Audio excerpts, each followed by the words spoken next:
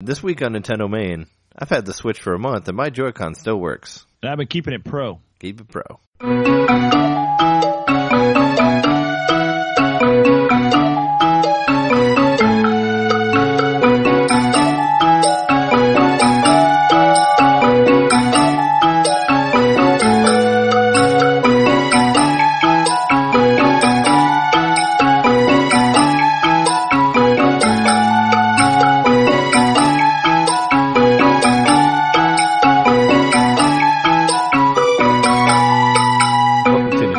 Episode 64. We're your hosts. Episode 64! 64 bits. We're your hosts. I'm Trey, Mega Man 64 Johnson.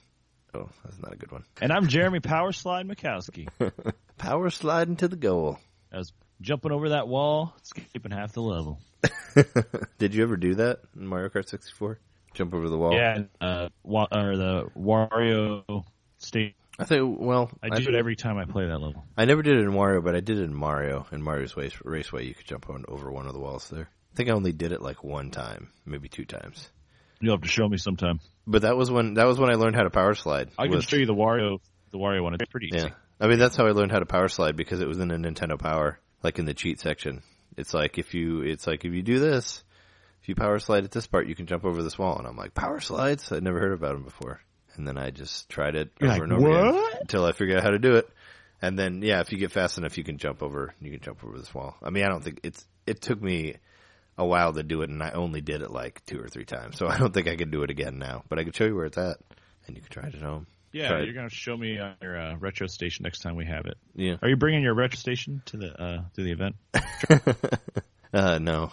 It would, I mean, it's kind of compact. I could just throw some saran wrap around it and just put it in the car. Just keep. Well, no, I guess if one of us brings our Wii U, we could play Mario 64 or Mario Kart 64. Yeah, no, I figured I'd bring the Wii U just so you could see Zelda on it, because you haven't seen it. Fuck yeah, dude, bring it. And then we can compare the differences. Even though I don't think there's a whole lot of differences.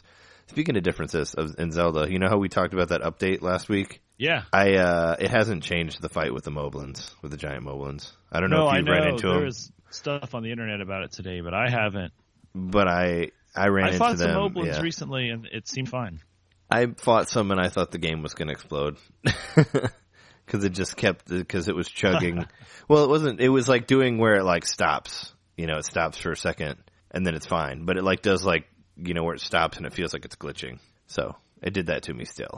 Yeah, somebody put a video online today that said fighting with moblins 0 frames per second because it freezes up for a couple of seconds.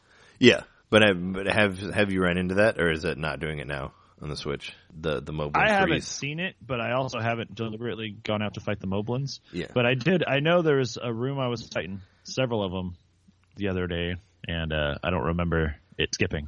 Oh, but it may have, and maybe I've just gotten used to it. Sure, I can't seem to find. I can't seem to get used to it. It just bugs me every time, especially since I ran into the freeze that one time, to the game freeze. But I was at a fort that had 5 of them there, so that was probably why it was happening to me, because there were so many of them. But I was only fighting one at a time. I wasn't fighting all 4 of them at once. So I don't know. But yeah, I was fighting one, and I knocked him off at the top of the fort, and it kind of glitched out when I knocked him off. Oh, right. So it always seems if he doesn't die. Yeah, it always seems to be every time. It always seems to be every time I hit them, or every time I do the death blow, it freezes. It's whenever you hit them to where they fly. Yeah. Yeah. That's when it skips. That's the video that was posted online today was the same thing I've seen. Yeah. In my experiences. Sure. Specifically the moblins, something about them is glitchy as fuck. Yeah. Yeah, I figured just because they're big. I don't know. Because they're so large. Maybe. I have no idea. I mean, but you that can doesn't happen when you fight the Hinox. Yeah, you're right. No, I've had no problems with the Hinox at all, so I don't know why it's the moblin in particular. Maybe it's the animation they do whenever I've you had hit the them. Hinox and other bad guys attacking me at the same time. Yeah, no problem. Yeah, me too. It's only been those giant moblin guys. Maybe it's that nose animation. It just takes all of the power of the system. Animate that giant nose. Oh, the floppy nose. And it's sniffing, yeah. Speaking of floppy noses, I mean, maybe it's not a floppy nose.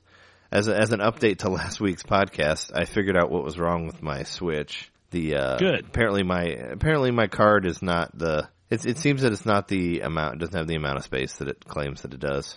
I guess it has to be. I guess because I tried to download Snake Pass without the card and it downloaded fine. So it must be something with the card. Has everything else been working fine? Because you said your whole interface had slowed down. Yeah, no, it hasn't. It hasn't been slow. It hasn't been slow since then. So it was all fairly related to the quick. card and the Switch trying to read it. Yeah, I don't know. I think There's probably just something wrong with the card, man. Yeah, I think it was. Well, it was getting slow. Like every time I would download it and the download wouldn't work. Then it'd get really slow after that. So I don't know. I haven't because I took the card out. Like if future advice for anybody who wants to download stuff not on the card, just take your card out of your Switch and then download whatever you want. Like I know they mentioned that on NBC where they're like, I can't figure out how to put stuff on the regular memory. Just take your card out. Just take the card out. and then you can download whatever you want on the regular memory. So just take the goddamn card out. Yeah. So it just kind of came to me after we did the podcast last week. I was like, man, I should just take my card out and see what happens. And I took the card out and it downloaded fine. And then I played it. Yeah, and then I played it without the card in, no problem. So, and then I just put the card back in and now it plays both. So, I've only played the first level, but I like the music a lot. I mean, if you listen to last week's episode, you know that because I put 2 songs on there from the game, but it's David Wise stuff, so his stuff's great. Yeah, I think it's a fine game and I'm getting a little more used to the mechanics, but just like you, I'm only a few levels in. I'm like 5 or 6, I think, in. Yeah, and I was playing it in the easy way, so I wasn't using R to go forward. So that was a little different. So I switched the controls around to using R, and it makes a little more sense to me, I guess. Yeah, I thought that was fault. Yeah, I just looked at the controls because I was invert the camera. Oh, okay. And I switched it to easy to see if it would make a difference. But I thought the easy was kind of weird because the slithering back and forth, I think it's more difficult doing it that way than holding R and pushing back and forth on the control stick. So yeah, I like that way better. But I think it looks nice now. I think there was an update, so it seems to be smoother, I guess. I mean, when I was just playing it now before, as I was waiting to connect, and it seemed to be working fine. So I thought it looked pretty good. It's definitely still in my top 3 Switch games I own. Yeah, for sure. Yeah, just under Snipper Clips. Just barely. Speaking of Snipper Clips, they added a bestsellers thing on the eShop. Did you see that? Yeah. And Snipper Clips is number 1. Yay. I mean, it's not really a surprise, I guess. It's like the only game with a demo. So, only American game with a demo. So I guess that explains it. But in Zelda was 6th, I guess. I saw that on there. But yeah, little by little, they're adding extra stuff to the eShop. Yeah, because most people bought Zelda physical, I guess. Yeah, I figured that, and and plus it's like a 20 gig game or something like that if you download it. It's something large. But yeah, you can look at what's the best sellers are, and I think now there's I think there's 26 games on there now, something like that. Yeah, a lot of those Neo Geos. Oh no, it's 24. There's 24 games total on the eShop, so got that going for them. Did you get Metal Slug? I did not get Metal Slug. No, I don't know. I played Metal Slug. I have an SNK game for Wii that just has, it's just like SNK Collection 1, and it has the first games of all their series pretty much, and it has Metal Slug 1 on it, and I think I have the Metal Slug collection for Wii also, so I played a lot of them. So it's not really, I don't know. It's more fun for me to play the fighting games than the beat 'em up arcade stuff, I guess. I think I get more replayability out of it. That's why I haven't really gotten the Metal Slug, because those games I kind of just play through it once and don't play it again. Oh, right. So it hasn't been as high on my radar, where I've played through King of Fighters 15 times, probably, maybe more. I don't know. I'm not keeping track. But I mean, that's a game. You can those games I go through a lot more because it's you just pick a different guy and get a different ending and all that. So it's more interesting. But yeah, I mean, I thought about getting one when I got the golf game, but I haven't gotten it yet. But it's on there. 1 and 3 are on there. I'm still holding out for Samurai Showdown. What's up with that? Right, me too, man. Yeah, we're recording this early, so we haven't seen the full update of Thursday yet. But apparently there's some Wii U stuff on there. The what were you saying was on there? The Star Soldier was one of them. Yes, Star Soldier's one on the Wii U, and then the game is track and field. What's it called? Oh, a World Sports Champion or something like that? Or World Sports Edition? Yeah. It's a TurboGrafx game. It came out for Wii towards the very beginning, because I remember getting it. I actually got it just because, my roommate and I, we were bored and we wanted a game, so we just bought that one because it was fairly cheap.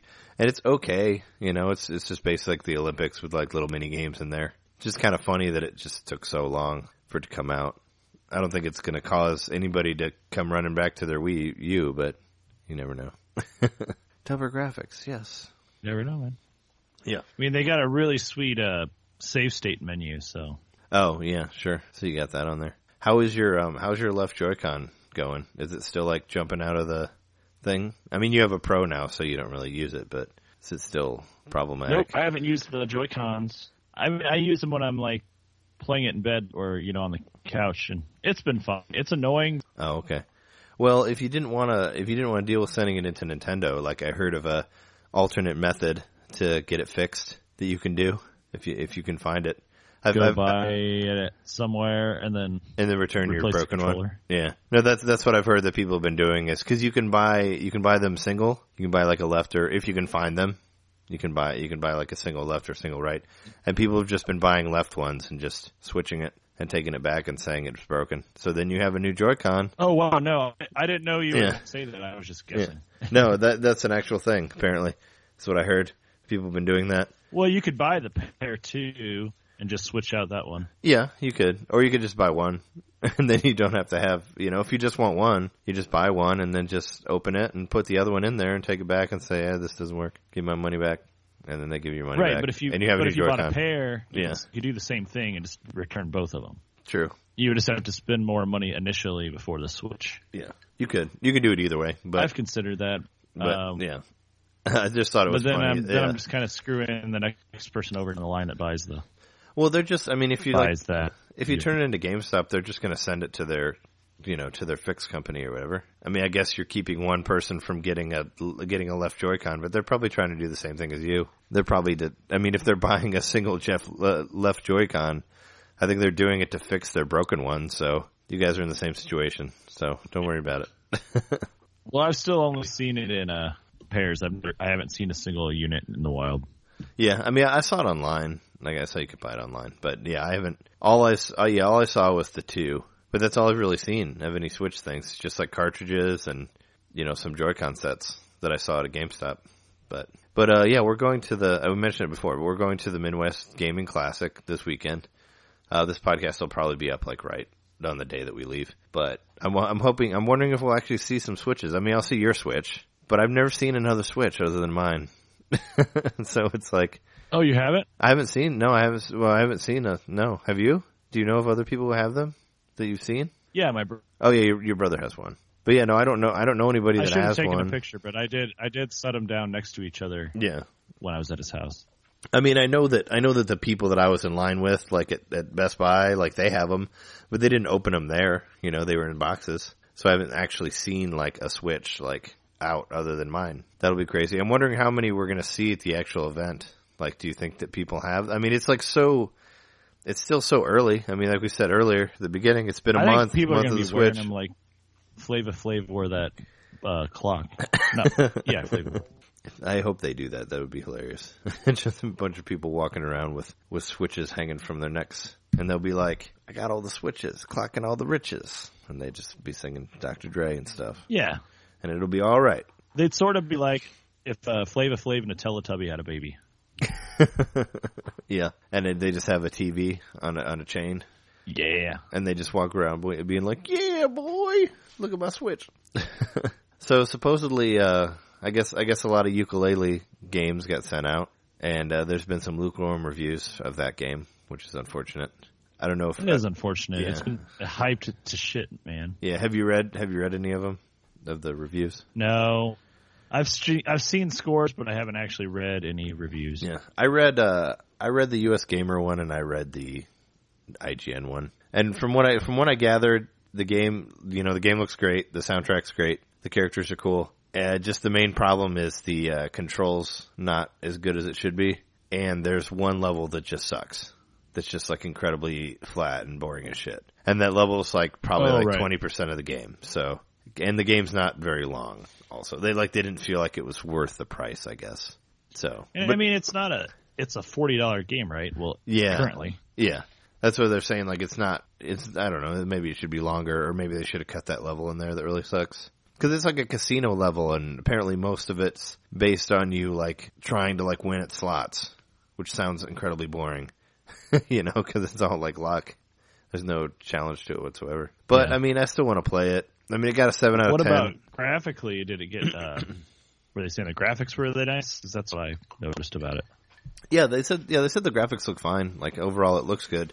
It's just the control and one of the levels is bad, and that's why it's getting like a mediocre reviews. Like, it got a 7. It got 0.2 lower than Snake Pass on IGN. The Snake Pass got a better review. But it got a 7 on IGN and got a 3 out of 5 on US Gamer, so that's like 6 out of 10, which is not that good, I guess. But I don't know. I'd really like to know when the release date is for it. Nobody's really said anything. You still haven't found anything online for that, right? Because it's supposed to come out next Tuesday, but there's been no rumblings about the Switch version and if that'll come out next Tuesday. It'd be great if it did, but you'd think that somebody would have said something about it by now if it was going to, you know. Yeah, I think they would be listing it in the release dates and stuff by now. I think some people have listed it, but it's not definite. Or they don't think it's definite. Confirmed. Yeah. So that's what kind of worries me, because I really would like. I wish they should all launch at the same time. I understand they need more time, I guess, because they haven't had as much time to develop it for Switch than they did for the Wii U, I'm sure. Right, and maybe I don't know if they had to scrap all that old code and start over again, or I don't know how that works, or like how close they are. I don't know. It'd be cool if it'd be cool if it was easy, but I have no idea how hard it is to do that. But one thing that did come out today came out yesterday and came out on other systems is Lego City Undercover. We talked about that. It's $59.99, like it's full price again. But what I didn't realize is there's a co-op mode on it now. So there's 2-player, and that wasn't in the original game. So you have that on there as an addition, I guess. If it's worth the extra $40 to have a player 2. It looks better. Yeah, I mean, well, the loading time's a little bit quicker, I think. I'm sure. I mean, maybe it looks better. I don't know. I thought it looked pretty good when it came out. But it's kind of crazy that that's a $20 game, like, retail for the Wii U. Yeah, it's $19.99 for the Wii U and $59.99. It's just, I just find it crazy that it's so high for the Switch. Is it $59.99 for PS4 also? Because normally normally the Lego games like aren't $60. Normally they come out at $50. Like they come out like $10 less than most games. I thought it was that price across the board. Yeah, I could check. It just seems a little, because I know like the past like Lego The Force Awakens and like Lego Batman 3, like all those were $50 when they came out. Yeah, it's $60 for the PS4 too. Oh, really? Well, okay. It's a 4-year-old game. It's an old game, yeah, but it's a fun game at full price. Yeah, it would be. There's a version for the Wii U available for $20 retail. Yep, for $19.99, and you can download it also. You don't even have to find it. You can buy it online, $20. Hopefully they resolve that issue with the false packaging on where it said that we talked about it last week, but where they were saying that there's going to be some huge patch that was somehow bigger than the actual download game. I don't know. I mean, I haven't seen any Lego City Undercovers in the wild yet, but I hope they figure that out, and it doesn't just say like 20 gig download on it or a 20 gig install on the back. It's so weird though that they're porting a Wii U game to the next generation of systems. Yeah, because that wasn't on PS3, was it? No, it was not. It was an exclusive. It was an exclusive until it was re-released for the Switch and everything else. So I mean, when they went back to the drawing board for the Switch, maybe they were just like, let's just do it for everything. No, I think they were planning on re-releasing it on the other systems. I think it's the other way around. They're like planning on releasing it on PS4 and Xbox One. But they're like, why don't we just re-release it on the Switch too?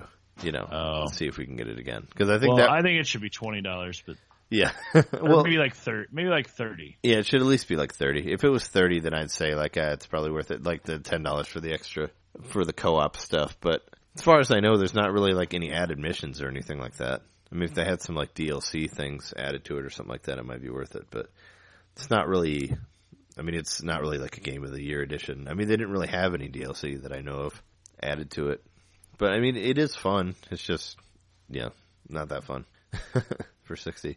I mean, you'll just have to wait for it to drop, if that ever happens. whenever they do eShop sales, whenever that becomes a thing, which I'm sure it might for the Switch at some point. Well, Zelda's still holding my attention, so Nintendo's not in hot water yet for me. Yeah. I mean, I will definitely attack Snake Pass a little more once I'm done with Zelda, and then I'll move on to maybe some stuff on the Wii U. And I think that enough stuff's come out while I've been playing Zelda that I can stay entertained for a little while. Yeah, I mean, there's some stuff. You can play like Spectre of Torment or like King of Fighters or something. I don't know. Well, I'm thinking Pikmin 2 on the Wii U. Yeah, and you play some new Play Control, Pikmin 2. That's on there. There was another, speaking of like games on Switch, they announced NBA Playgrounds. Looks like a NBA Jam type game today. It's coming out next month for the Switch, so that's cool. It actually got included in there. It comes out for PS4, Xbox One, and Switch. I hope that's going to be a trend where they, where that's on there. I get tired of things just coming out for PS4 and Xbox One. But it looks cool. Like the characters have big heads. They're all like super cartoony. The trailer looks like it's in 3D. So I'm wondering if it's going to be sort of 3D. I hope there's the option to play it in 2D because I want it just to be like a straight up NBA Jam type thing. But if you watch the trailer, they're doing like the same sort of dunks that they did like in the original NBA Jam. So it's very much pulling from that, and they have big heads as well. I'm excited to play that. It's only going to be $20, and it comes out next month, so that's definitely on my radar for sure. Maybe there'll be some cool online mode on it or something like that. Yeah, I'm checking out the trailer for it right now. I hadn't seen it in motion, but it looks really cool. Yeah. I watched it earlier, and I was just surprised that there was a trailer for a Switch game. Yeah. But, why not? It's a hot commodity now. Puts more games on there. Hell yeah, keep giving us games. The sooner the better. The drought is real. It is. Which, I mean, I'm seeing a lot of people talking about Persona 5. I haven't read any reviews of that or anything. But oh, well, it's not doing bad. I'll tell you that. Are you going to get it? Yeah, I'm going to get it. But not yet. Because I'm saving my money for the game thing. But no, I'd very much like to get it. But I'd also, as I mentioned last week, I'd also like to beat Tokyo Mirage Sessions before I get into it. Just because they're similar, the same company. But yeah, no, I played Persona 1 on my PlayStation Portable, and I didn't really like it, but that's a PlayStation 1 game. And it was just strange. But I like Japanese RPGs, and I've heard a lot about Persona 4, like Persona 4 Golden for the Vita. Yeah. And 5 sounds great. I mean, any game where you can run around Tokyo and pretend that you live in Tokyo has a thumbs up for me. Anything where I can pretend that I don't live in America is a great game. It's a great game to play nowadays. Or any day, live in a make-believe. Get me out of this world in some way or another. Yeah, but it's cool because your character has to like actually commute to their job. Like you have to take the subway and, it's like it takes place in high school, but you can have like a part-time job. And you have to study for tests and stuff like that. So you have to it's been compared to like the show Buffy, if you've ever watched that. Yeah. Where like where like they like fight monsters as friends, but they still have to go to school and take tests and stuff like that. It's kind of a lot how those games go, supposedly. Students by day, heroes by night. Yeah.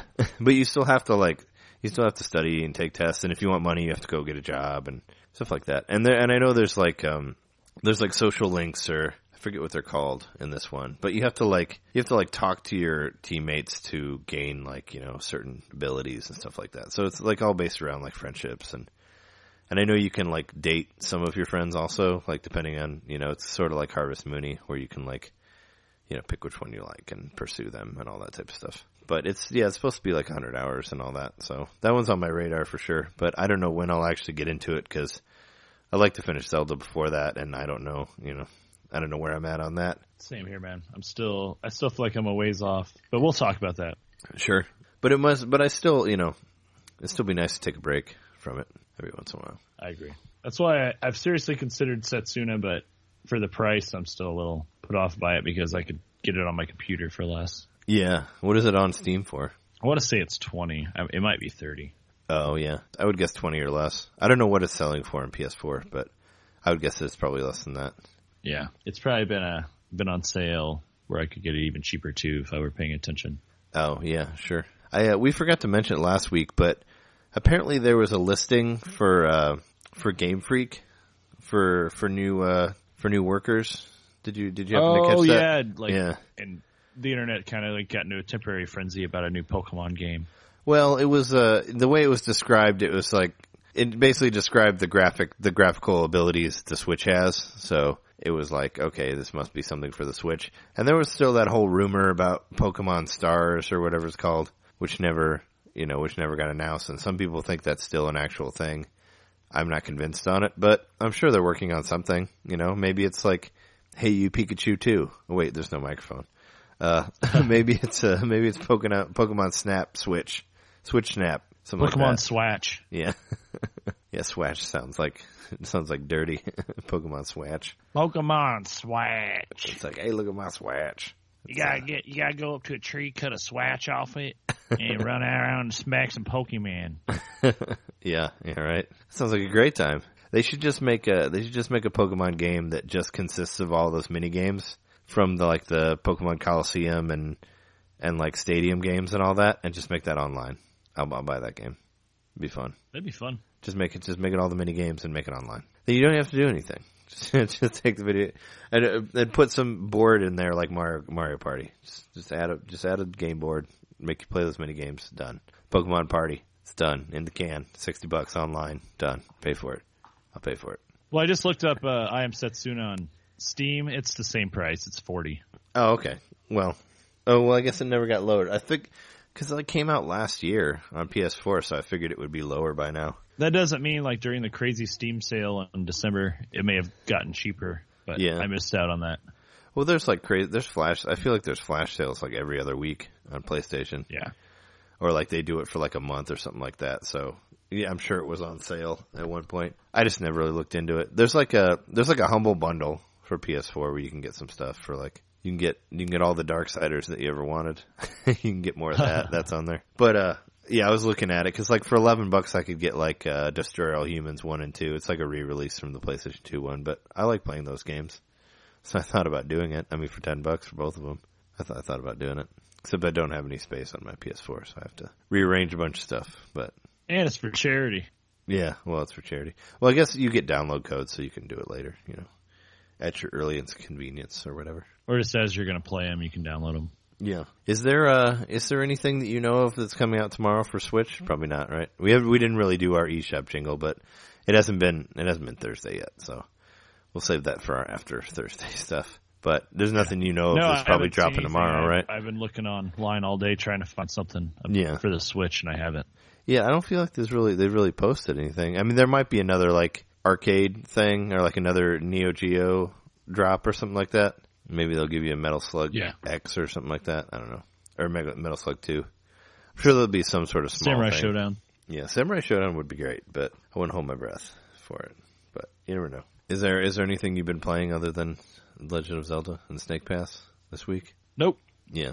I haven't had a whole... I started playing a little Far Cry 4 on my computer, but I barely grazed the surface of it. Oh, yeah. Yeah, I haven't had a whole lot of time. I actually took my Switch to work over the weekend, so that was cool. I took my Switch to the bar, and the bar I work at on Saturday. Yeah? I come in there like in the afternoon, and there wasn't really anybody in there yet. So we played like Puyo Tetris like on the tabletop, and that was fun. And then like the other bar I work at on Sunday, like I work late. I brought it in there, and we played some stuff after hours, and everybody liked it. So played some more Tetris tabletop stuff. So it's cool that it's such a portable 2-player thing. I know you've done it before at work, but I did it too at work. Because a couple people that I work with, they felt like a real Nintendo advertisement. Yeah. In life. Well, there are a couple people that I work with. They want one, and they've never seen one, so that's why I brought it in. I was like, "Oh, hey, check it out," and they were totally into it. They like the controllers and all that. It's just one of the guys. He just wants more games on it, which is understood. Doesn't feel like there's enough to warrant a purchase right now. Right before he buys one. Yeah, just wants more to play. He just wants Smash Brothers on there, but we'll see if I'm sure that'll happen eventually. But yeah, see what happens with that. But is there any other news that you could think of that we missed out on or that I forgot to mention? No, not that I can think of, man. Okay, well then let's take a break and then we'll talk about 64 games for a while. Sounds good.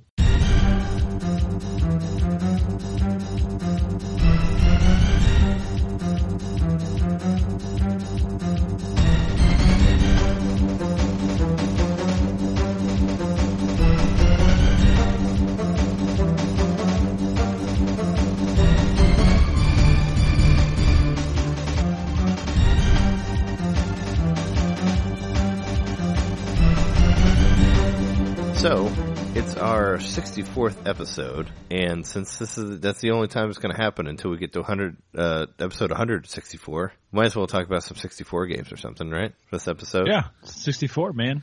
And it fits since we're heading to the retro expo thing, so there'll be 64 games all over the place. We'll probably see 64s, yeah. Yeah, actually, I bought a 64 there last year for pretty cheap. Oh, shit. Yeah. Are there any 64 games that you think you're looking for while you were there? I forgot to ask you. I was going to ask you that at the beginning of the show. If there's anything, I think we talked about it before. Yeah, you were saying that you were looking for that the handheld, right? The Tommy, whatever. Yeah. It's called a Microvision. Oh, okay. If I can find a cheap one of those, I might grab one. Are there any under 50? Are there any 64 games you think you're looking for that you haven't played? Oh, that I haven't played? Yeah, or that you don't have. Let's say as far as ones I don't have, I mean, I'm going to look at the Conkers. If there's one that's less than like 50, I might think about buying it. Oh, yeah. I doubt there will be. I found one that was $100 in box last year. Yeah, maybe there'll be one that's like really beaten up, but it still works or something like that. Yeah. I mean, you might be able to get I don't know. They said those are like kind of rare now, though, right? Like I bought mine for $10 new at Toys R Us when it came out. Oh, they're definitely rare. I don't expect to find one that meets my criteria, but I'm still going to look. Sure. I was, yeah. I wouldn't mind finding the, what was the Star Wars game? Not Shadows of the Empire, the Rogue One or whatever it's called. Oh, Rogue Squadron? Rogue Squadron, yeah. I kind of want that game. Oh, yeah. Yeah, that game's cool. The original one? The first one? Yeah, the first one on 64. Yeah. Also, Battle for Naboo is good too. It's an episode 1 game, but it's like the same it's the same guys who do. It's basically like a sequel to Rogue Squadron, but taking place in the prequel world. So there's like space battles and stuff like that in it. It's a decent game. Like it was the spiritual sequel to that, but I enjoyed that game a lot. I think it was the best episode 1. Well, I think like that game and the whatever it's called, the pod racing game were both the best games to come out of episode 1. I forget what I think it's just called Star Wars Pod Racer. That was also a 64. That, but yeah, if I found a copy of that, I might buy it. I think that one's pretty cheap. Yeah, that game's decent, but Battle for Naboo is better, just because it's all like it's more like Rogue Squadron, where it's like land-based combat stuff. Yeah, I actually don't have a copy of Mario 64, so I might grab one of those if the price is right.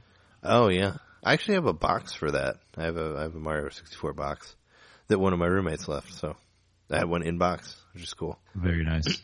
But there's some like obscure ones that I've never played, like Glover.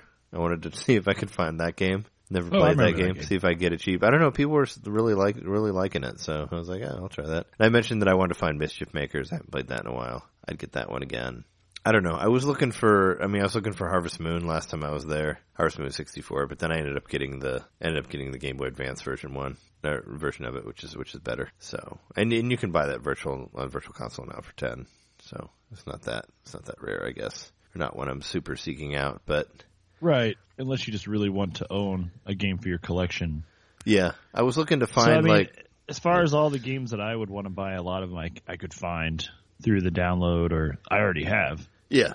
Yeah, it depends on whether you want to get it, you really want to get in a physical version or not. One thing I'd like to get, it's kind of obscure, and it's not cheap, but I'd like to get Tony Hawk Pro Skater 3 for 64, because it was like, what was that, the last game they made for it? Because I know they released it like way later, or was there another one after that? By far the last game they made. Yeah, but that one's kind of rare too, but I wouldn't mind getting a hold of it. Plus, I kind of wanted to collect all the colored cartridges. All the cartridges that have different colors. And I know that one's colored. I have 1 and 2, but I don't have 3. Yeah, because Tony Hawk Pro Skater 1 and 2 are yellow and blue. And, Donkey Kong 64 is yellow. And, Spider-Man is red. And, WrestleMania 2000 was black. I was trying to think of all the different colored cartridges they had. I have most of them. I think one of the Turok's is black gold. Also. Well, yeah, both of those early Zeldas were gold. But I think it was either Turok 3 or Turok Rage Wars was black. I think it was probably Turok 3, which I don't have either of those. But I rented Rage Wars and it didn't work. It like broke halfway through. Oh shit! And I found out that a lot of them were glitched. But that was that time. Do you remember NBA Hang Time? I would get that game. Speaking of NBA Jam stuff, it was like the spiritual successor to NBA Jam, except you could play on like rooftops and in like graveyards and stuff like that, and you could make weird like monster characters and like you could make your own guys. So you could play as really? Giant chickens and stuff like that. Yeah, it was like NBA Jam on steroids. It was great. They kind of just went crazy with it, and you could create your own characters and your own teams and stuff like that.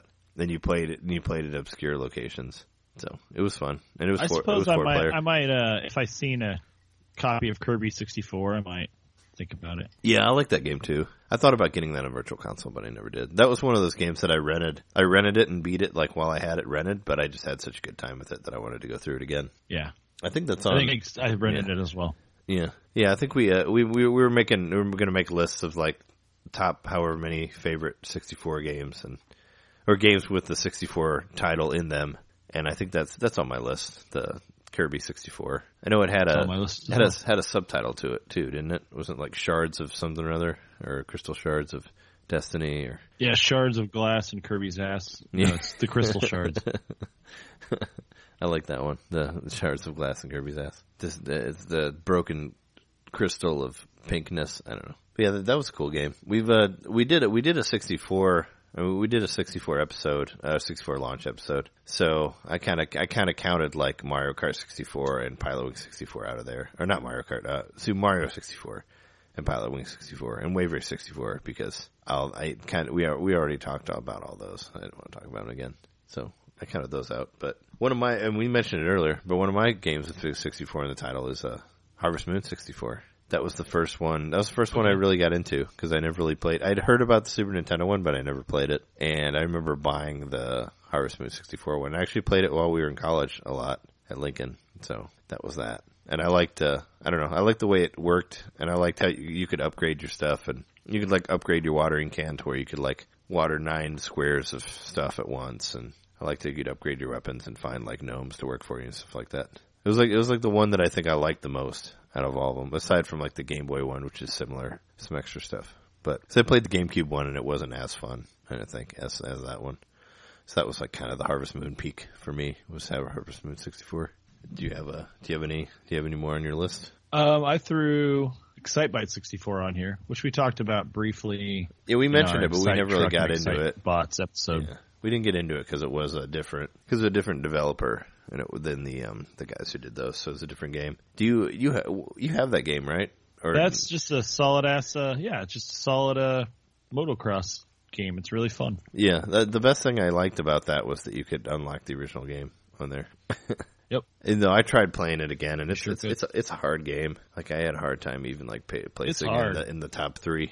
Like on just the regular races, not even the hard ones. It came out in 2000, so it's a relatively new as far as the 64 game goes. Yeah, it came out like towards the end of the system. And I remember it kind of came out of nowhere too, and it was unexpected for me because I had not heard anything about Excitebike in a while. I thought everybody had forgotten about it. Did you? I think I mentioned it on a previous podcast, but the game Nitro Bike for Wii was the sequel to that.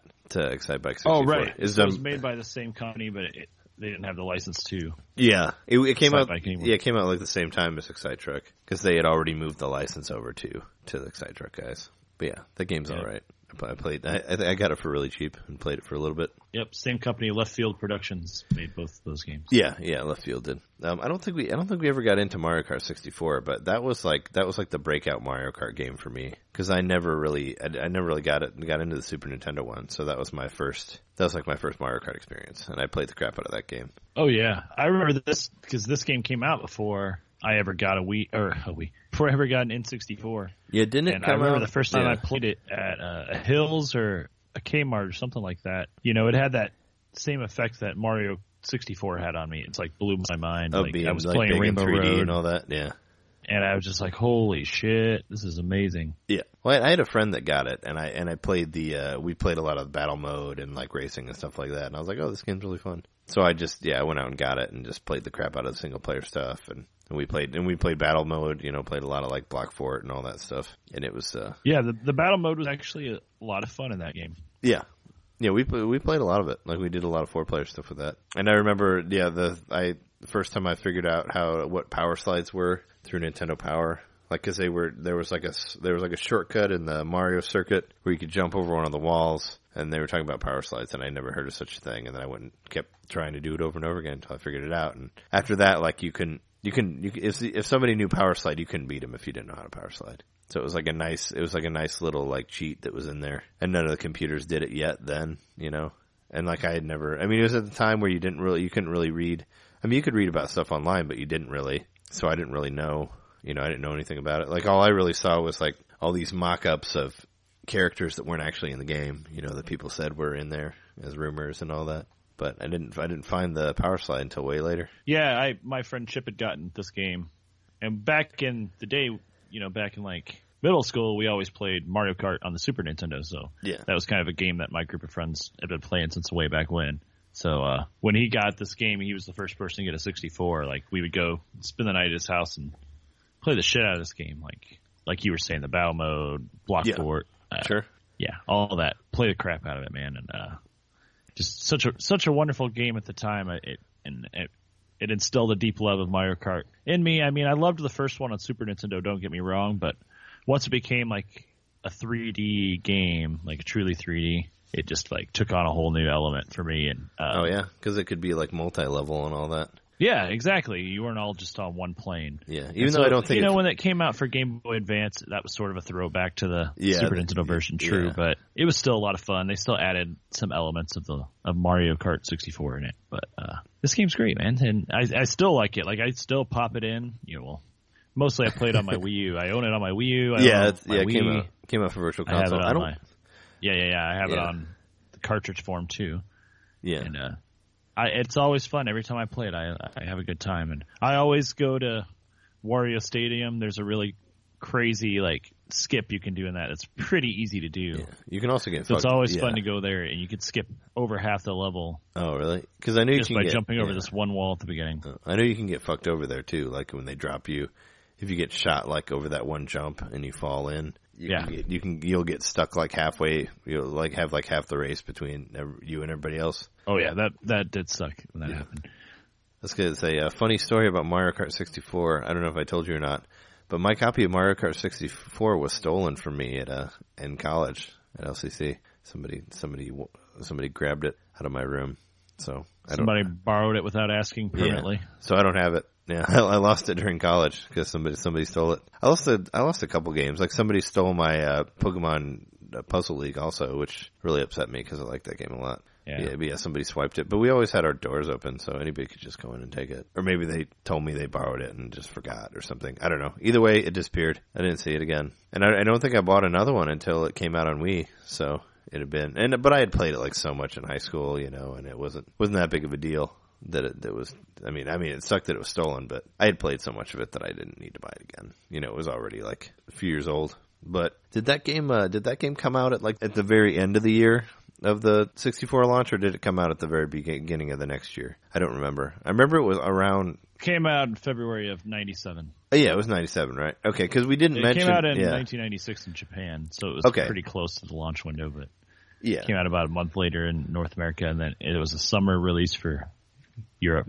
Okay, yeah, because I remember we didn't mention it in our launch window episode, and I remember playing it fairly early, like after the system came out, but I didn't think it. Yeah, I couldn't remember if it was like around Christmas or after. I think there was a demo for it in stores back in the holiday of '96, if I remember correctly, because it was. Oh, sure. It was when everything else was coming out. Yeah, well, it was probably on that tape too, right? On the Nintendo Power tape that they sent out. All the extra shit on there. Yeah, that was a good one. I like that game. This game's been a system seller. You know, Mario Kart's been a system seller ever since.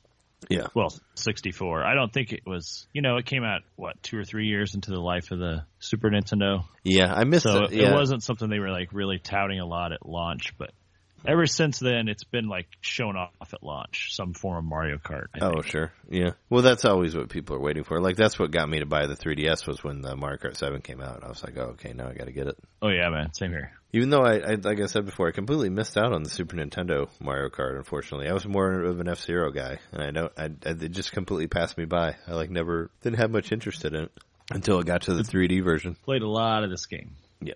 Well, especially the Super Nintendo. And then, subsequently the 64 version. Yeah, the 64 version was a lot of fun. We got it at the same time we got our 64 finally. It came with this. So yeah, I liked it. It wasn't like a bundle, but we bought like a used one that had a bunch of games with it. And it was I believe this is when you found out that Toad had such a high squealy voice in this game. Yeah. Because they gave everybody a voice, and like, you know, some you hadn't heard before. Like you heard Mario and Bowser in Super Mario 64, but like Wario and Luigi and like, you know, Peach and all them, like you had not heard them talk before. Well, you heard Peach in Super Mario 64. But the most surprising part was Toad. Was Toad's like blood curdling scream that you didn't know that he was high pitched. And that's what happened a lot with the 64 games. So you want to segue into we can segue into Star Fox 64 from there, even though we talked about that before. But speaking of characters that you thought didn't have high squealy voices, they did that one. They did that too with poor old Slippy when that game Slippy came out. Yeah, he went from rib to. Yeah, well, he turned into, oh my God, help me. I liked him better when he was a big dumb frog before he turned into like annoying fraidy cat frog. I liked him when he's a big dumb guy, not like little I'm afraid of everything dude. Yeah, now we got to know about his uncle and everything else. Grippy. Did you see, I didn't mention any of them, but did you see any of the April Fool's stuff from last week on Saturday? Yeah, I fell for one of them. Oh, yeah. Say I fell for one of them, unfortunately. I didn't fall. I don't think I fell for any of them, but I like I thought it was I really thought it was a Zelda spoiler, and I was just like, I saw it and I'm like, damn it. I wish I didn't know that. I felt like I had. Oh, Breath of the Wild thing? Spoiler. What was it? I didn't see it. Somebody did a thing where they said after you beat the game once, you can control the Guardians. Oh, yeah, no, I did see that, and I wasn't sure on it. I was like, I think this is an April Fool's thing. I fell for it. But that'd be cool. I was like, oh, man, that seems really cool, but... Yeah, that's what I thought. I wish I didn't know. I wish I would have discovered that myself. You know, that's how I felt. Yeah, I was like, yeah, that'd be cool, but I don't think it's real. But yeah, there was somebody like did a bunch of like Switch case mock-ups of like Wii U games. So I saw like Star Fox Guard Switch, and which wouldn't work, and like Star Fox Zero Switch, and you know like Bayonetta 2 Switch, and I think they threw like Wonderful 101 on there or something like that on there too. But there was like they were like Christmas Zelda Hero of Time collection was one of them that would have like the Ocarina and Majora's Mask on there. And I think there were some mock-ups of like Ani Link amiibo and another amiibo. I was hoping there would be more Nintendo stuff. There was some sort of 8-bit Fire Emblem thing.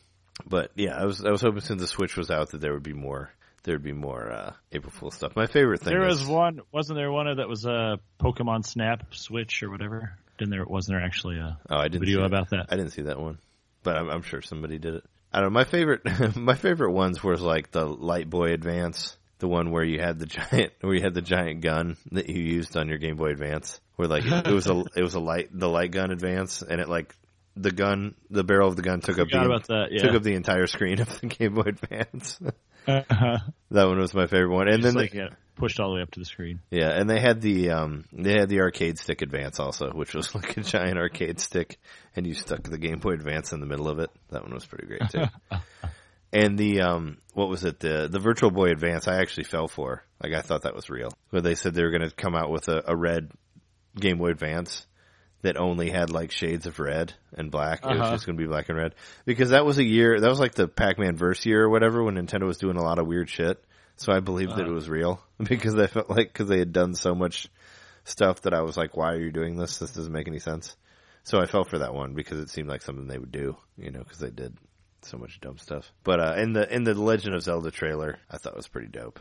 Also, the Legend of Zelda trailer, everybody. Yeah. That's one that people are still sore about years later, I think. Yeah, I think I might have thought that one was real too. But it was pretty cool. Man, I forgot about Light Boy Advance. That was so funny. Light Boy Advance was awesome. Yeah, we should have done an April Fool's thing, but I didn't think about it.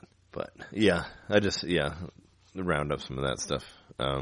What else? What else do we have for 64 games? I think Ogre Battle 64. We talked about that one briefly. That one's available on Virtual Console now. And it's a pretty penny to get the regular version, right? To get the actual... Oh, yeah.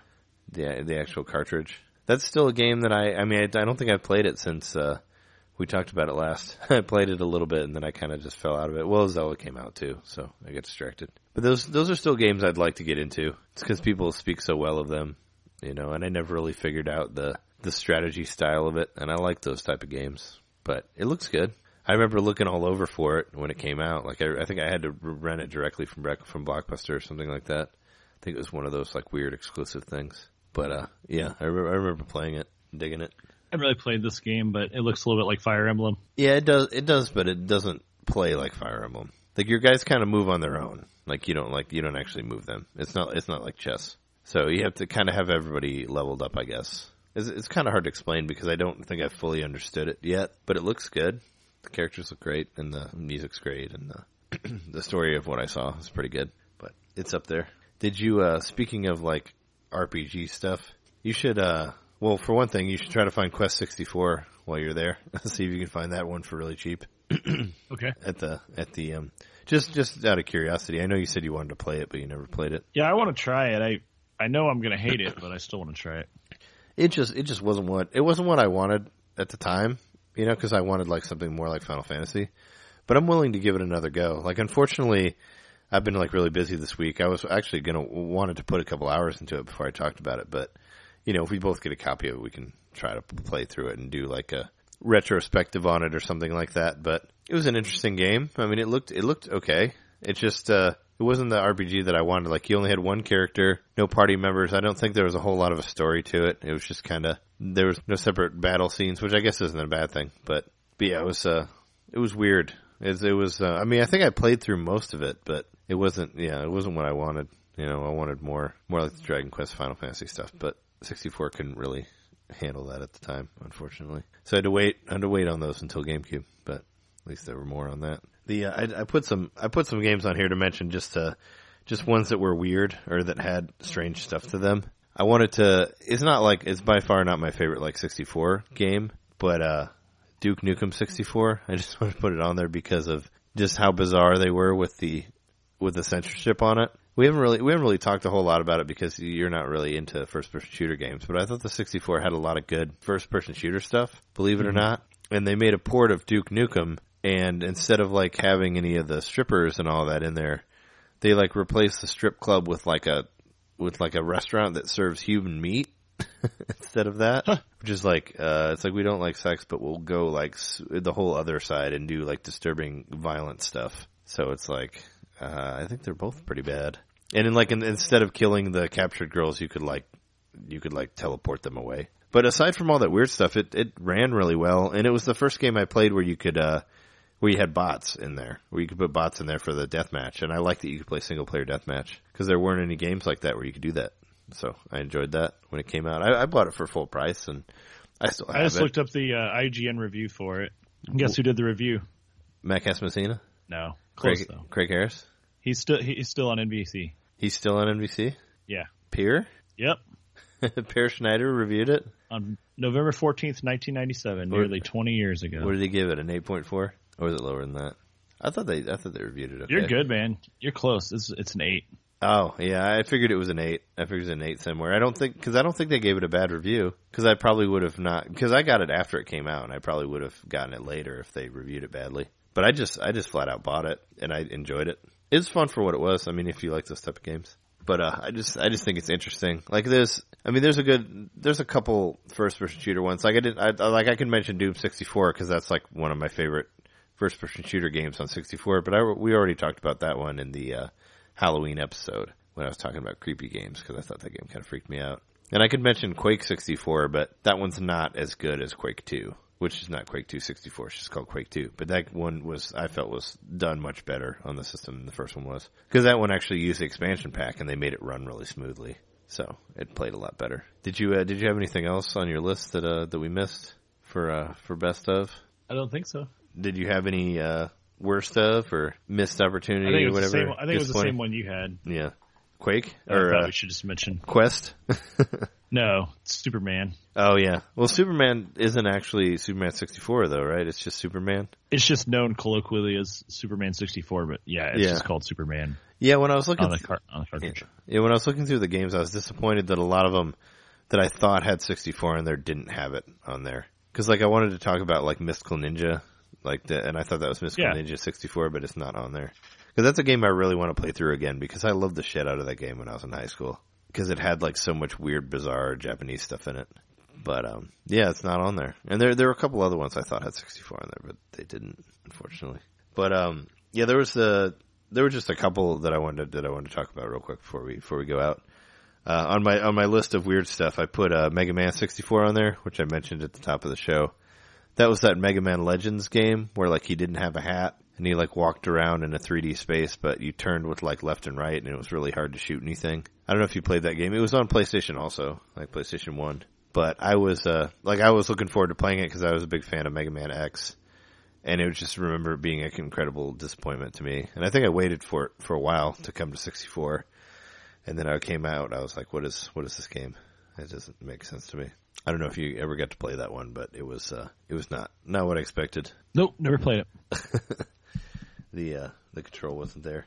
Did you ever play Shadowgate 64? I know we talked about Shadowgate in that other episode, like Shadowgate and what's the other one? The Deja Vu. I never played the 64 versions of those. Well, there wasn't a Deja Vu 64, but there was a Shadowgate 64. But it was like the same company did both of them. And I know you ended up buying both of them, right? For NES, or no, you got them for Game Boy, right? You bought them on eBay? Well, I have the one for NES, and then I have the one Shadowgate for the Game Boy. Oh, okay. Because I thought that wasn't there a Deja Vu 1 and 2 that came out for Game Boy Advance or Game Boy Regular? For Game Boy Color, but it's it's a little pricey. I haven't purchased it yet. Oh, it's a little rare. Oh, okay. Especially since they're not that great of games, really. Yeah. They're nostalgic, but they're not that great. Yeah. Well, I mean, Shadowgate 64 was no way as good as the NES one, but it was just interesting that they made a sequel to that like so much later in the life cycle. Mm-hmm. It's like the only thing I just wanted to point out about it. Because I think it came out, well, I guess it came out like not that long after they re-released it on Game Boy Color. So I thought I guess they thought maybe people might be into it. It wasn't as fun, but it was like a first-person adventure-y type game, and I remember it looking okay for what it was. That's like another game I wouldn't mind like getting a hold of for cheap and trying it again. I'm sure I could find it, probably, if anybody has it, just to give it a run. And, of course, we can't end the show without mentioning our favorite 64 game of all time. I know you have it. Of course, sweet. Super Mario, or not, that's like my real favorite 64 game of all time. No, Donkey Kong 64. We haven't even mentioned it. I know you bought that one, right? For Wii U? I think you told me you did. Yep. You bought the retro version? I have it. Or the, re-release. I heard that, did you see that like somebody found like a cheat in that or something like way later? They found like some bananas that had never been found before. Because nobody looked. It was a cheat. They were just really hard to find. Yeah. They never found them because nobody collected 100 bananas in every level with every character, which you had to do in that game, which was ridiculous. But I mean, these were like people that are, like had obsessed over the game. There's a community of them. Yeah, other people that have tried getting all the bananas and beating the record of how many bananas you could get and stuff. Oh yeah, sure. Well, people who are probably like setting out to do like to break like Twin Galaxy records or something like that, right? Like for most banana collected or person who played this game for the most and didn't go crazy or played it without breaking the system. I like that one. Yeah. I mean, I really tried to like that game.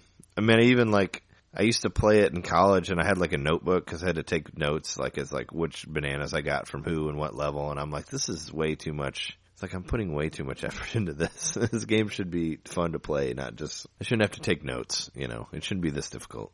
But I did like that they had the original Donkey Kong hidden in there. That was cool. But you have to beat the whole... you have to beat it. But you have to beat the whole thing in order to get all of the stars. And I think I kind of gave up there because I was like, there's no way I'm going to beat that game. And even the end boss was like not all that impressive. Just kind of, I don't know, it just seemed to kind of miss the mark, I guess. Wasn't quite what I really wanted from that series. But I don't know. I still have the game though. So, and I got the expansion pack for my 64 so I can play it now.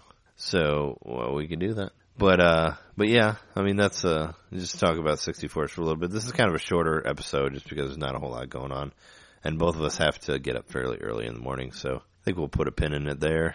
That's cool.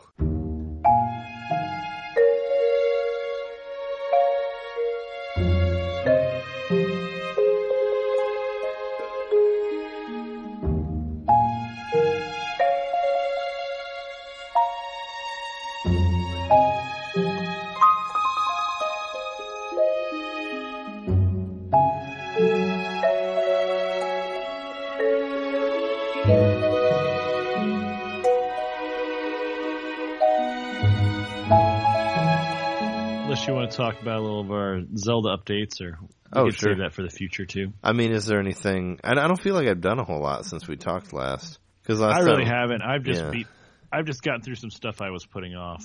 I mean, you probably got to the Yika clan, right? And did all that stuff. I've gotten to them, but I still haven't beaten that part. Oh, okay.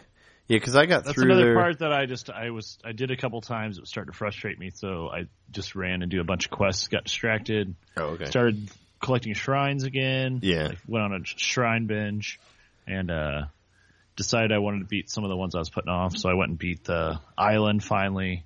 Oh, okay. That's cool. And it was kind of fun, my approach to it, I think. Yeah, it's not that bad. A lot of fun. I didn't like it so much at first, and then now I'm realizing in retrospect that it was one of the coolest parts of the game, I think, so far. Did you steal the weapons off of the Hinox's necklace when you beat him? No.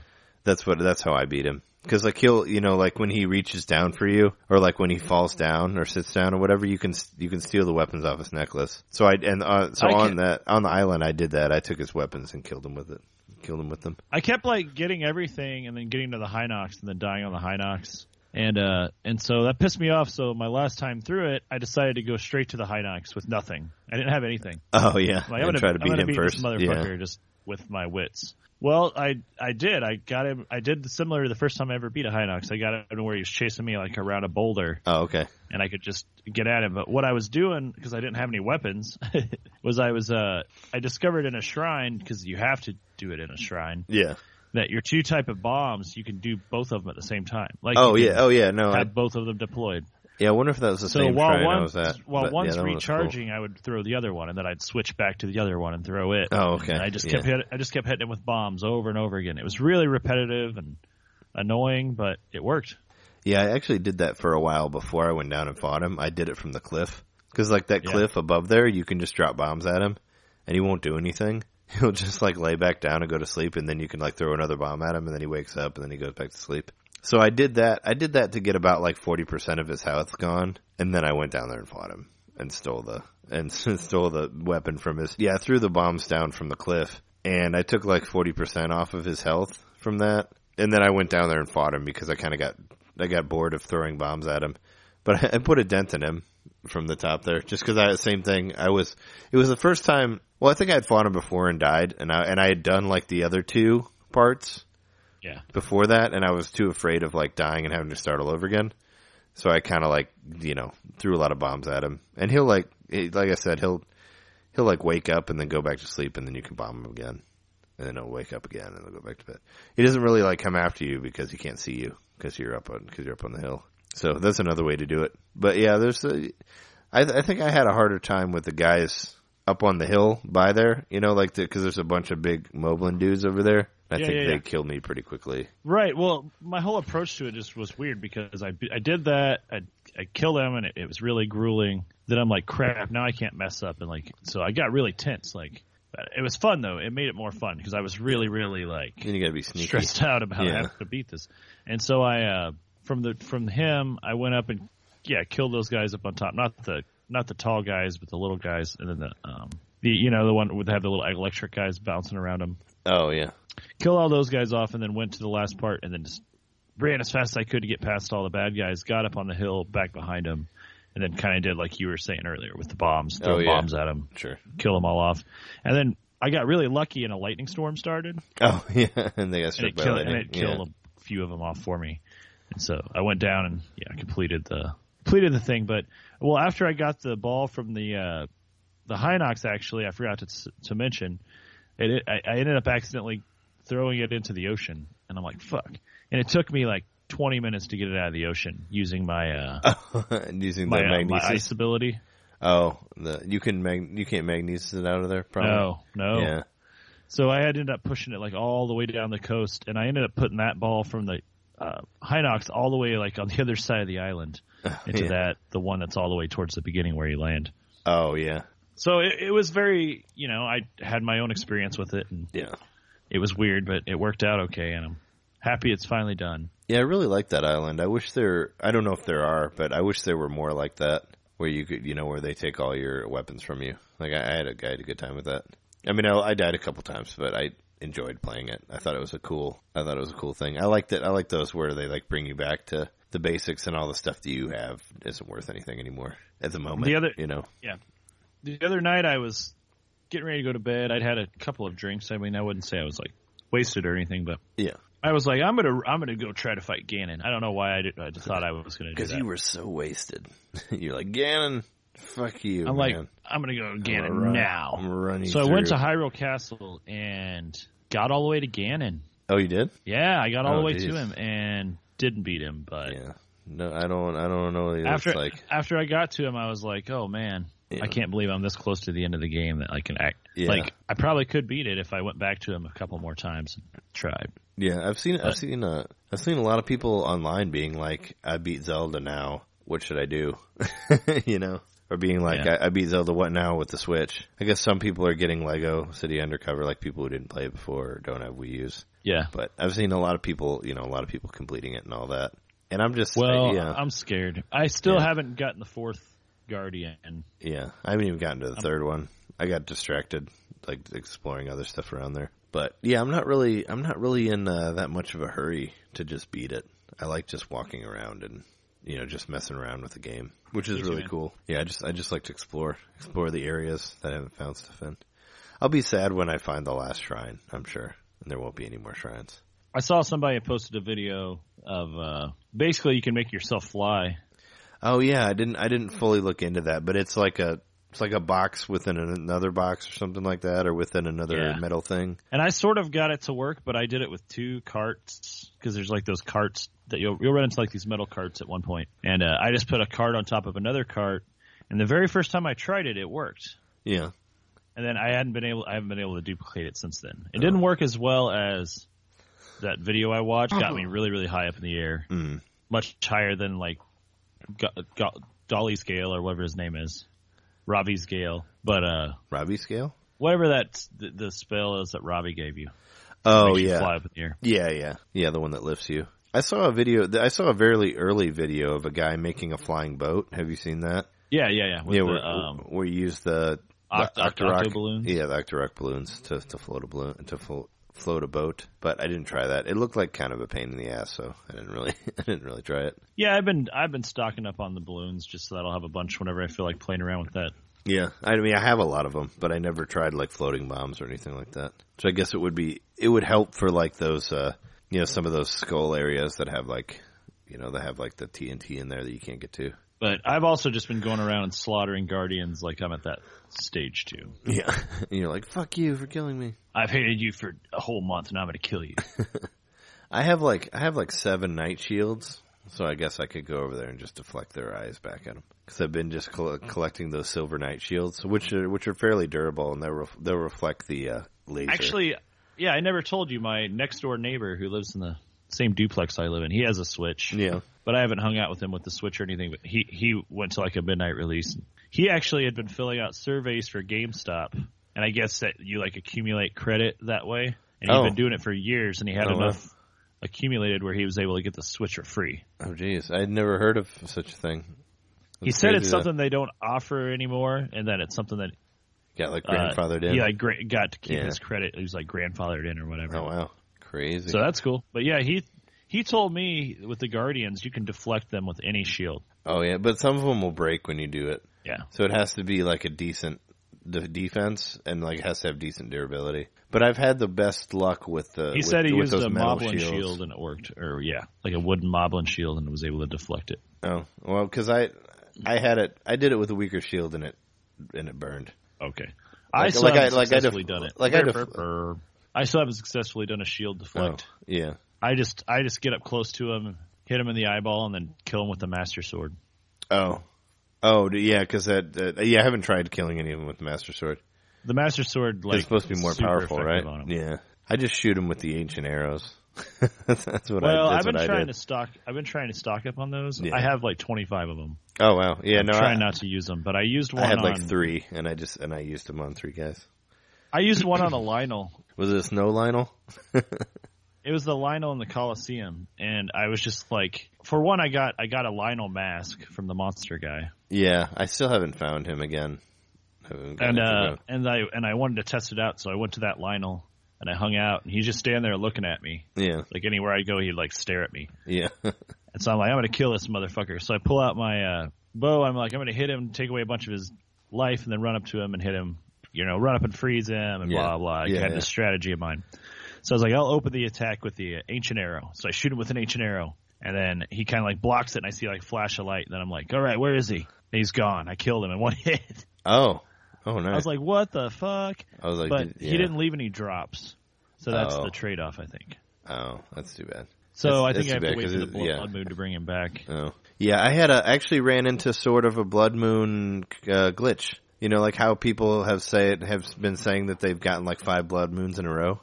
I've gotten 2 or 3 in a row before. That happened to me. But let me ask you this: like when it gets to being like multiple ones, do you ever see the full cutscene where it shows the blood moon, where it shows everybody come back to life? I'll see it maybe once, but not over and over again. Okay, because that's what was happening to me. Because I would be like outside and the moon would be rising, and I'd go into a shrine and I'd come out and it'd be day. But then that night the blood moon would rise again, and I'd go into another dungeon, another shrine, and then come out, and then it'd be daytime. So the blood moon would keep rising every day until I actually saw that cutscene to where it shows everybody coming back to life. That's what was happening to me. So if you keep leaving and don't let the blood moon go up all the way, you'll never. It'll keep coming up. Like that's what kept happening to me because I went and did the quest where you have to stand on the thing in your shorts, like with the blood moon, and all you have to do is just stand there, and then the shrine comes up. So then I went into the shrine, and the blood moon never got to its like midnight point, so it didn't happen. So like the next day, the moon was rising again, and it'll like do that. It'll do that forever, I guess, until it actually gets to its midnight point, and every night will be a blood moon. Because last time I was talking about how I went into that like frozen thing, and I thought it was going to be frozen when I came out because I thought the guys would be back to life, but they weren't. It was the next day, but nothing had happened. Like nobody had been resurrected because I was in the shrine. So I guess that negates the blood moon because you have to be outside. But then it'll keep like happening every night. The time that I had the glitch was I skipped the cutscene, and then I had it like 2 or 3 blood moons after that. And I'm like, what the hell? But it stopped after that, and it hasn't happened again since then. Yeah. I got. I didn't think it had anything to do with going into a shrine in my case. Oh, okay. Yeah, because I got 3 in a row because of the shrine stuff. But that was because, like I said, it was coming up, and I'm like, I'll deal with this later. I went into a shrine. I come out, it's like 5 in the afternoon, 5 in the evening, and then I see the blood moon rising again, and I go to that spot and then the shrine goes up. I go in there, same thing. Come out, it's like in the morning, and then the next night it's there again. I'm like, oh shit. So then I just let it rise, and then it stopped doing it. But it'd be fun to see how long you could keep that going. Just keep going inside every time you see a blood moon, and then just keep pushing it, so it won't happen. That's an interesting trick. I'll try to do that next time I see a blood moon. I'll just like warp to a shrine and go in there and wait it out, and then see it later. But yeah, I think we're good, right? Or do you want to talk more? I think we're good. Okay. Well, this has been episode 64, bringing you 64 bits of greatness from your source for Nintendo Switch news and 3DS news and Wii U and all that stuff, hopefully. We've been your host. I'm Trey Duke Nukem 64 Johnson. And I'm Jeremy, keeping it pro Mikowski. Yeah, still keeping it pro. Always pro. And this has been, like I said, episode 64. Go to our website, NintenDomainPodcast.com. If you are in the Midwest and at the Midwest Gaming Classics, come say hello to us. I'm sure we'll be there. We'll be hanging out. We'll be trying to get other people who do podcasts there to be guests and all that and other stuff. So hopefully we'll get to talk to you and, hang out and have a drink and whatnot. But until then, stay saucy or something. Keep your bits high. Yeah, until then, keep your bits in 2 number form. Keep it in 64. Don't keep it any higher. Don't go any higher than that because you don't do that. Keep it low poly. That's where it's at. Nice place to be. Keep your textures nice and smeary looking. Yeah, keep everything muddy. And keep that fog out. Make it look nicer. Anyway. Rock out with your fog out. Rock out with your fog out. Thanks for listening. See you next week. See ya.